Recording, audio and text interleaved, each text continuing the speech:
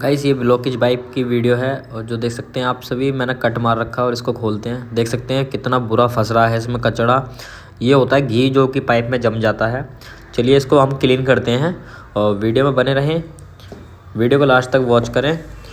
देखिए गाइस, सारा माल हमने नीचे निकाल दिया है और दो जगह हमने इसमें कट मारे थे ग्लाइंडर से और ये सारा इसके अंदर से निकला है। तो गाइस ये बहुत ही मुश्किल से खुलता है।